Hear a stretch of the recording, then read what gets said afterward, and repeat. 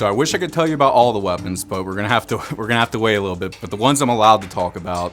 So we have guns, and we have low projectile and big projectile guns. We also have bladed weapons, and we have blunt weapons.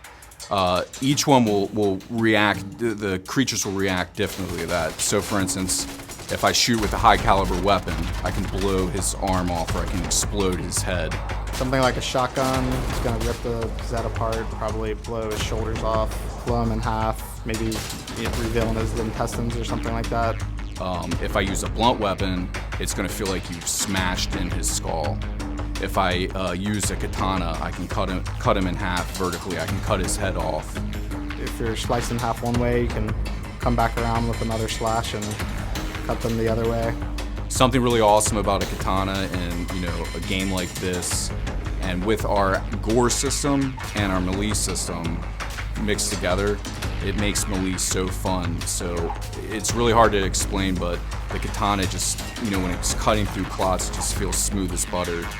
Cutting heads off, cutting them in half, just ripping them to shreds. I really love doing that. I sound like a sick, demented freak.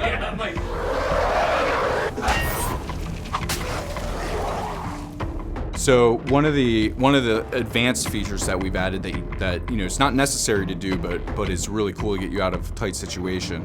For instance, with the katana, you can actually unsheath your katana, pull it out, and cut the guy's head off as you're equipping the weapon. So say you're using your pistol, you run out of ammo, creature's running up on you, grab it, whoosh, just cut his head off. It's great. Good, clean fun.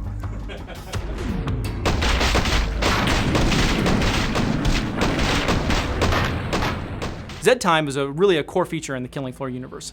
It's a feature that's very dramatic and exciting, and people really loved it in the first game. Well, it's coming back for Killing Floor 2, and it's better than ever.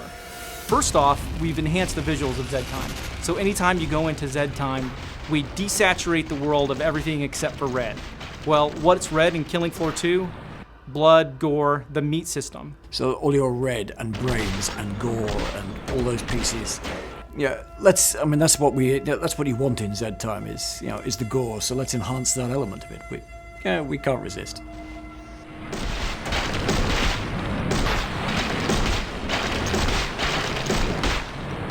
Blood and gore are one of the cornerstones of Killing Floor, and this time we wanted to take it up a notch and have as much blood and gore in the game as possible.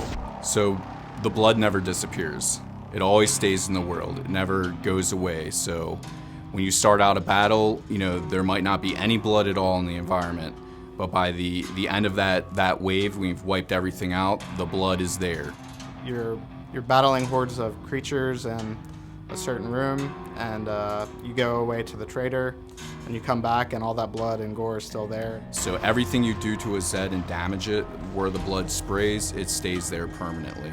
The amount of just carnage and destruction the sense that you get from that is pretty amazing. So if you cut a Clot's head off and he starts walking, the blood's gonna spray on the ground, it's gonna stay there. If you throw a grenade down and blow up a whole group of guys, it's gonna splatter on the ceilings, the walls, everywhere. So the technique basically works as, you start off with the entire level cloaked with what we call splatter map textures, and at runtime we detect which texels of the splatter map have been hit by blood and poke a color into it.